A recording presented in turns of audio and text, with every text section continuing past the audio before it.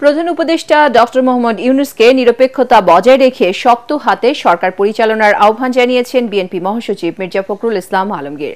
25শে ফেব্রুয়ারি জাতীয় শহীদ সেনা দিবস উপলক্ষে রাজধানী ইঞ্জিনিয়ার্স ইনস্টিটিউট মিলনায়তনে বিএনপি আয়োজিত আলোচনা সভায় দেশে স্থিতিশীলতা ফিরিয়ে আনতে ন্যূনতম সংস্কার শেষে দ্রুত জাতীয় নির্বাচন দেওয়ার আহ্বান জানান তিনি।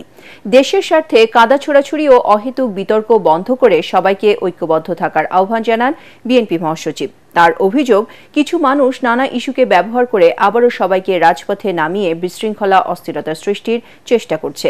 বিএনপির স্থায়ী কমিটির সদস্য অবসরপ্রাপ্ত মেজর হাফিজউদ্দিন আহমেদ বলেন, পিলখানা হত্যাকাণ্ডের জন্য শেখ হাসিনা ও তৎকালীন সেনাপ্রধান মঈন আহমেদ দায়ী। শেখ হাসিনা সারাদিন বসে বসে কোনো সিদ্ধান্ত দিতে পারেননি।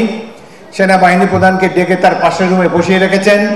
এই হত্যাকাণ্ডের জন্য আমি তৎকালীন সেনাপ্রধান মঈন আহমদকেও দায়ী করব। সুতরাং প্রকৃত ঘটনা যাতে উন্মোচিত হয় সেই জন্য আবারও ভালো করে তদন্ত প্রয়োজন। শেখ হাসিনা আশ্রয় নিয়েছেন ভারতে, সেখান থেকে তিনি চক্রান্ত করছেন, পরিকল্পনা করছেন যে কি করে এই গণ অভ্যুত্থানের এই বিজয়ের সমস্ত ফলাফলকে নস্যাৎ করে দেওয়া যায়। সমগ্র দেশের মানুষকে আহ্বান জানাতে চাই যে আজকে এই কাদা ছোড়াছুড়ি বন্ধ করে, তর্ক বিতর্ক বন্ধ করে সবাই ঐক্যবদ্ধ থাকুন, যাতে করে ঐক্যবদ্ধ থাকার মধ্য দিয়ে আমরা একটা গণতান্ত্রিক জায়গায় পৌঁছতে পারি।